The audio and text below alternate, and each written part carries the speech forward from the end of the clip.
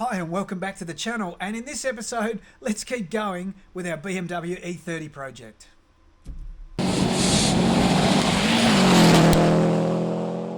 First working day back for the year, and after a bit of time off it's always a bit of a struggle. We were waiting for some bits and pieces to come in, throttle position sensor and whatnot. That's arrived now, so we can get stuck into getting these bits into the car and then start setting it up and powering it up. Let's get on with it. Throttle body. Right, in the last episode we talked about this gadget, which is the factory E30 throttle position switch. So it's got sort of closed throttle and then full throttle and nothing in between. So not ideal, so that's out. So what we need is one of these gadgets, a throttle position sensor, which we did have one before the end of last year, and it turned out to be the incorrect one, supplied wrongly, so we've had to order another one and get that through, and this one does appear to be correct, which is great. Now this is off an E36 BMW, so the next model, and inside it's got a proper rheostat in there, so you can measure all the resistance right through from idle to full throttle, or closed throttle to wide open throttle, which we need. However, it doesn't fit straight onto the throttle body, so what we've done is 3D printed up an adapter for this. Found the designs for these online. There's a lot of files. People have already made these up, so great. You can buy these also out of milled aluminium, CNC machined or whatever. However, there's no reason why this one won't work, and a lot of people use it. So if you have access to a printer, it can save you a fair bit of time and waiting for freight and a bit of money. So should be just a straightforward job of fitting this on. Should be a fairly snug fit to get that on there. We are using some new Allen key bolts. Now this part will be adjustable. Hopefully the camera's picking that up. We shouldn't really need to adjust that much because the ECU can be calibrated to check that. Now with this, ideally I would like to have the throttle position sensor this way so that it's easy to plug into it. However, unfortunately with this shaft, we've got no choice but to mount it around this way, and that will neatly drop onto there. With this particular print, we actually decided to print multiple holes to see if we could change the orientation. Unfortunately, there's just not enough sweep inside the throttle position sensor to cope with that, so it's got to go basically parallel, and then a couple of Allen key bolts to hold this in.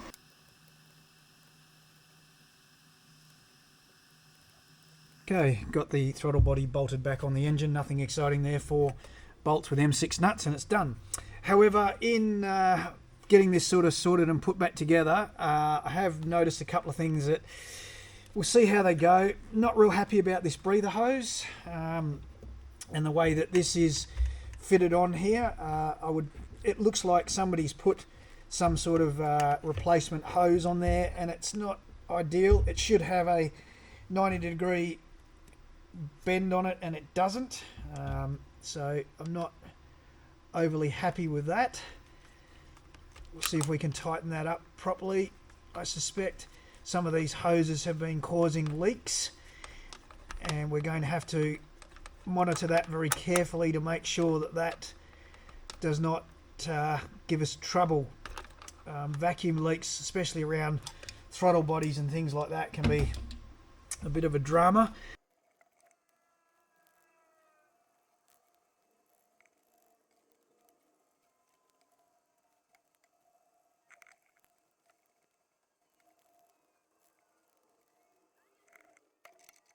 Something else that we didn't film when we did off camera, took a couple of hours or so, was to remove the distributor and strip it down.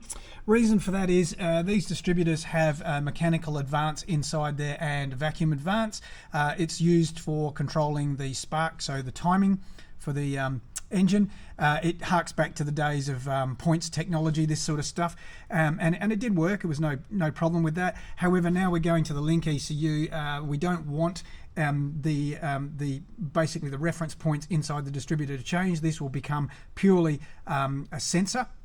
And so therefore we had to take it apart, remove all the weights out of it, and then put a couple of spots of weld in there and lock it all up so that it doesn't have all that advanced features in it. Instead, that will be taken care of by the ECU. So distributors are not really the ideal way of sensing things. It is done on a few cars. The problem is that there's parts in there that are rotating, there's bushes and shims and bits and pieces, and over time they wear out, and so they do get a bit of play in them, and that can affect the signal and tolerances. So we'll just see how we go with that. If it does give problems, long-term solution will be to go to what they call a crank or trigger wheel on the front of the engine. So basically the crankshaft pulley will come off, and then we'll put a trigger wheel on there and a sensor and put it all back together again and use that instead. And that's pretty much how modern cars are done these days. Anyway, in the meantime, this distributor will do. It comes down to budget and time. This distributor will still be sending sparks to the spark plugs, so we'll see how that all runs.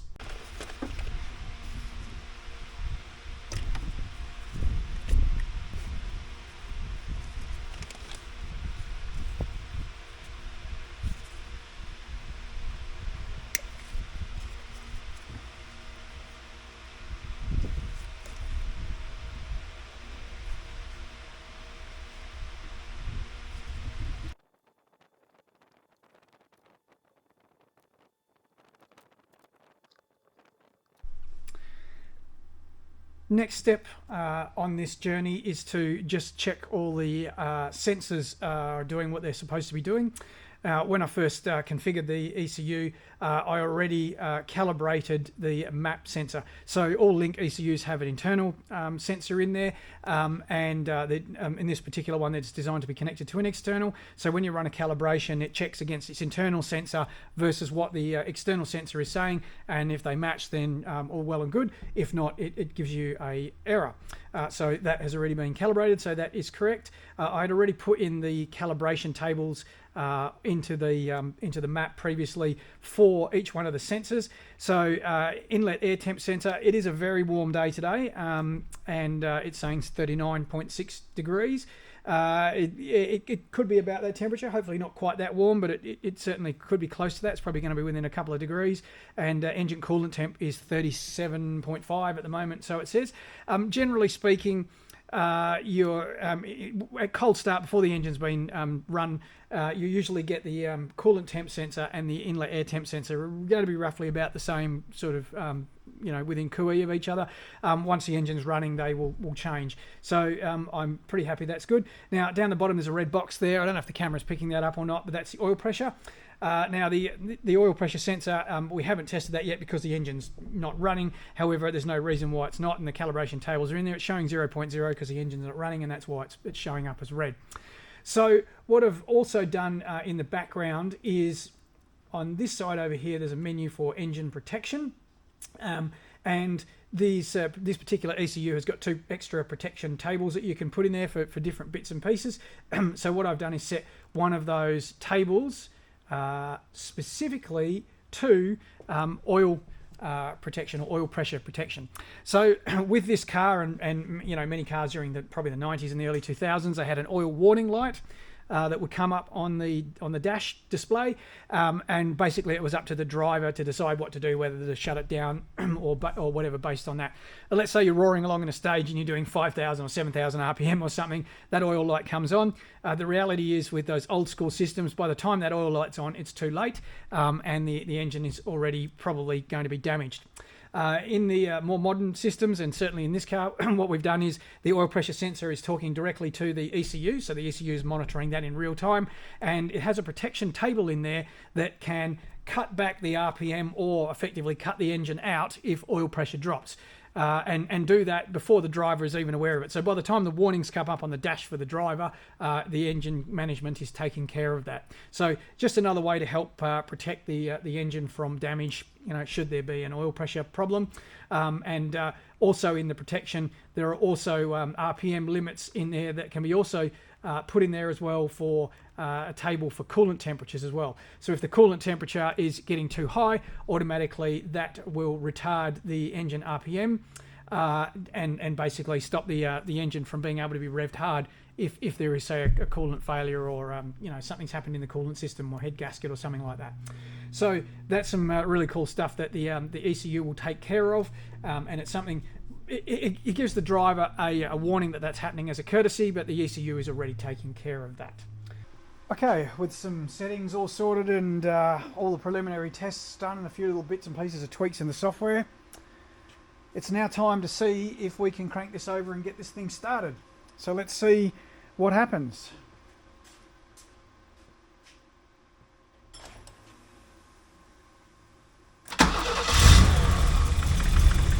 Yes.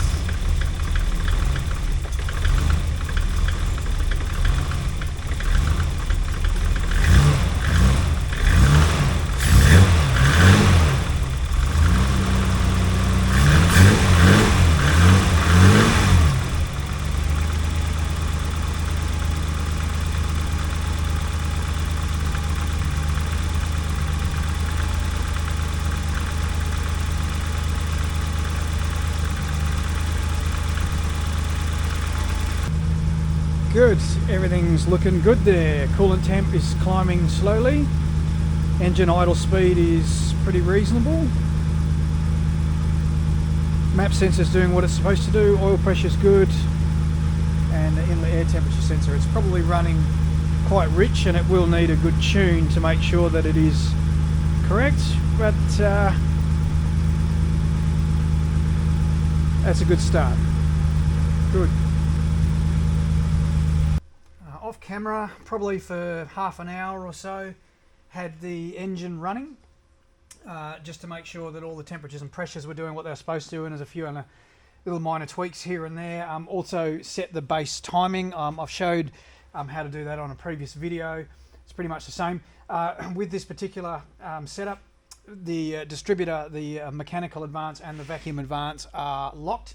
So the distributor just rotates locked and the ECU works out the timing. So basically, once the distributor's in, then you've got to set the base timing to get that correct. So to make sure that the ECU is seeing the same timing that the engine ignition timing is set to. That's pretty straightforward on this. So got that done, timing light. Anyway, that's all done. So now it's a matter of getting all of these wires that we've run protected with some convoluted tube. And that will be the wiring loom well on its way to being its final tidy up on there, and we can get it all fixed into place.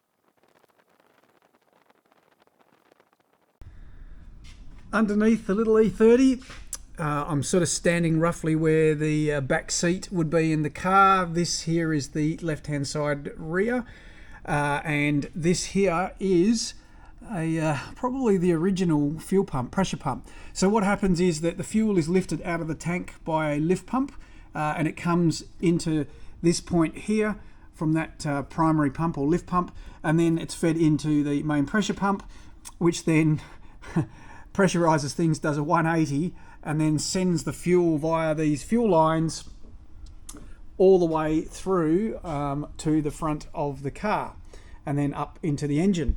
Now these fuel lines, there's also a brake line in there as well. Having these under the car is not a great idea. It is susceptible to damage, rocks and stones and things like that. And then the fuel pump is also susceptible to mud and water and damage under there as well. And so we need to remove all that, get it all out of the way. At the moment we'll leave the brake lines in place, but long term they'll need to be relocated as well, so they're inboard and not under the car.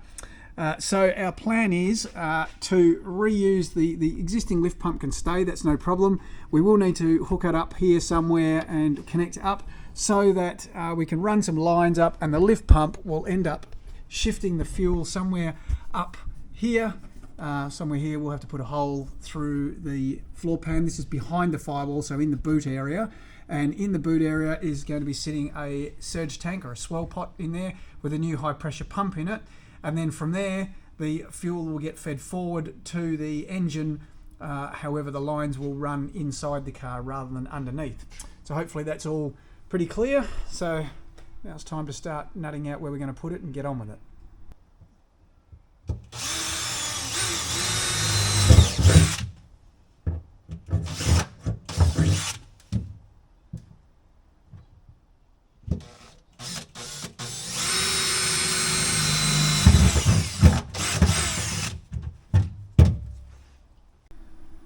Off camera, I just spent a few minutes unwrapping and unboxing all this stuff that we've ordered.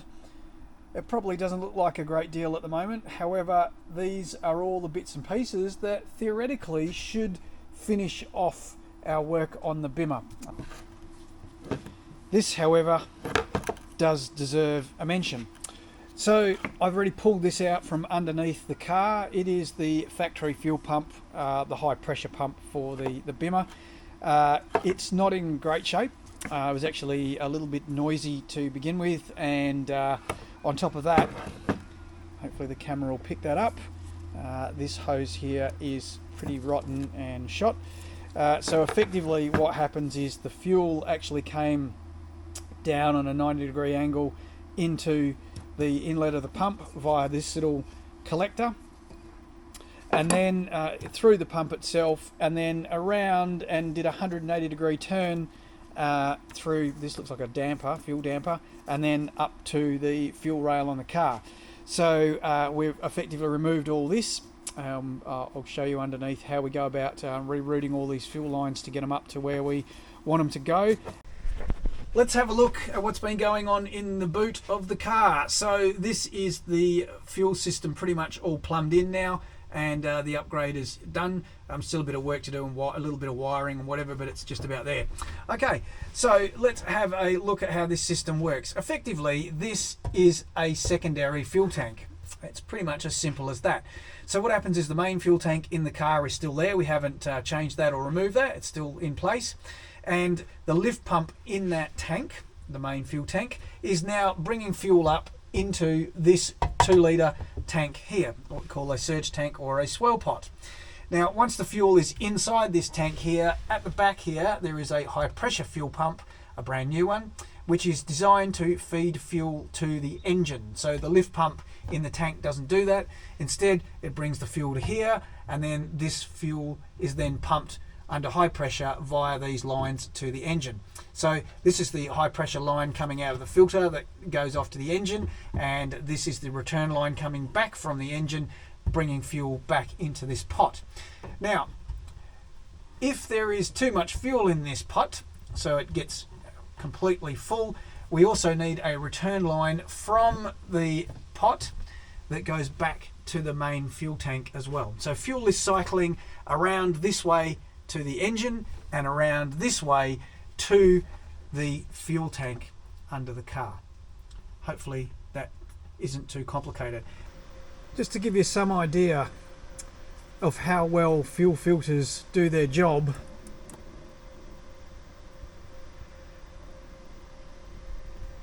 yeah, that's a combination of water and rust and other contaminants inside that fuel filter. Now that's coming out of the bottom of the filter, however out of the top, clear. So the filter has been doing its job and stopping that getting to the engine and the fuel injectors. However, that's probably been going through the fuel pumps. So we will have to make sure that we flush this system out well before we fire up the new system to try and get any of those contaminants out, because we don't want any of that to go into the new fuel system. On a bit further and into the engine bay. So now pretty much everything that was on the bench earlier on is more or less installed in the car. Been working on the engine bay.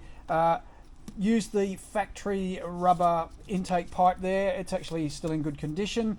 Then a short aluminium section here. I think it's 2.75 inch or 2.5 inch.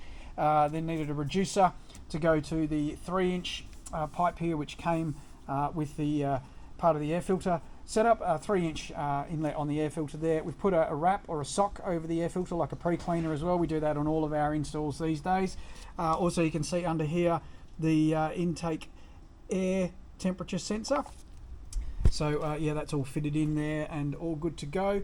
Also down lower, maybe not so easy to see, you can see the braided lines down here, and then terminating here to adapters, and then rubber brand new fuel hoses over the top here going to the factory barbs for the fuel rails. Now, as you can probably see here, I know somebody will say something about this in the comments, this one is loose at the moment. The reason being is, before we try and fire the car up, we're going to flush the fuel system, so I'll pull that off and drain that in a container so that we can flush out any dust or dirt or other bits and pieces out of there before it gets pushed into the fuel rail and potentially into the injectors. So now I'm pretty happy that that's all come up pretty well. That's actually come up pretty well there with the bracket mounting. We've managed to get all that sorted out. It's all fitted in a pretty good spot, looks pretty good. So we'll finish the wiring off to the fuel pump at the back, and then we'll flush the system out, see what comes out of it, and yeah, update. So I disconnected a line here to start pumping from the lift pump in the tank, and just flush the lines through to see what sort of fuel would come out before we connected it up into the surge tank. And it turns out no fuel is coming out at all, which is a bit weird. So that's led me into the car, and after a bit of mucking around and testing, I've worked out that the lift pump in the tank is faulty. It's not working. So what must have been happening is that the other pump, the main pressure pump that was under the car, was providing enough suction that it was drawing fuel through from the main tank all the way through, which may be another reason why the fuel pressure wasn't that great. So now, even though I hadn't intended to, this pump doesn't work, so I'm going to have to take the lift pump out of the tank and either replace that or see if we can get it going so that we can get fuel up to the surge tank. Luckily, this wasn't too much of a drama to get out. It is the lift pump from the tank. I've already put power on it in both directions in the hope that I could run the pump backwards, try and free it up, but it is completely seized. It has had a fair bit of moisture in there by the look of it, so it's going to need a good clean up before it all goes back in. It has been a part in the past. Somebody has done some wiring in there, whether that be to try and get this pump going, or maybe this pump's been replaced, I don't know. But anyway, we're going to need to take it off and do something about it, because it's not very good. I'm not sure what this piece of rubber here is for, but anyway, we'll get this all in pieces and have a look.